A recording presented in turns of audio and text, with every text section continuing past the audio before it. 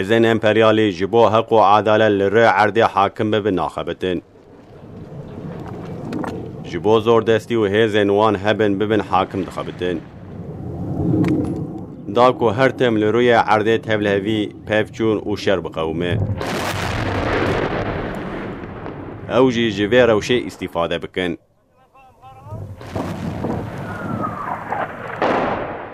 یک جوان هرمان سوویته. سوویتا بره هرما قرابا وک پرسکریک اف هرما جه ارمنستان و آذربایجان رهشت. هرما خسرا قرابا چیایی عایده آذربایجانی بو.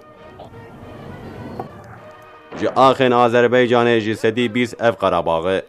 ده انجام شروع پیوچنین ده ناورا ارمنستان و آذربایجان ده درکته. جه سالا 1992 دان وروه. اف درد بن اشغال ارمنستان ده یه. جبو مسئله قراباغ به چاره سر کرن ده ناف دولتان ده گلک مذاکره هات کرن. لی تو چاره سری پیک نهات. ده سر ده اف اشغال وگ مشروع بو. لهرما قراباغ جار جاران ده سینور ده پیوچون ده قومه. حتی جار جاران جی ایرو بهتر شرد قومه. اف آلیا کی مسئله یه. آلیه دنجی وسایه. اف آخین کجی طرف ارمنستانه و هاتی اشغال کرن قسمه کی مزن چه عایده ارمنستانه یه چه جی عایده آذریانه. به دره عایده مسلمانین کردین جوان رد بیجن کردستان سوره.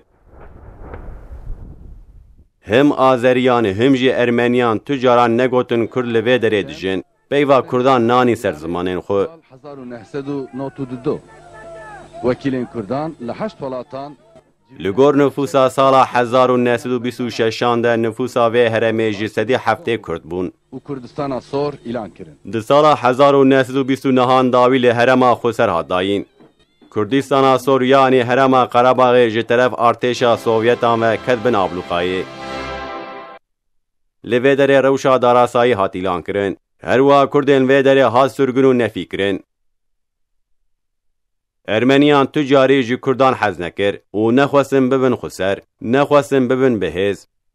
ارمنستان ده سالا 1992 ده هرما قراباغ و کردستان سور اشغال کر. کرد و آذریین و دره مجبوری کوچ آذربایجانه کر.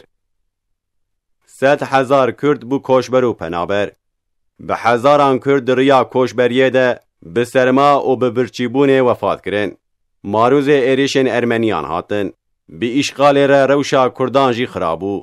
کردن کو خود سپاردن آذربایجان و جاره به آسیمیلاسیون و به شافتین آذریان را بروبرومان. کردن لارمنستانین ده دایره و سازین دولت ده جی ناگرن و ناخبتن. ناوین گنده کردا به ارمنیان را تگوهرتن.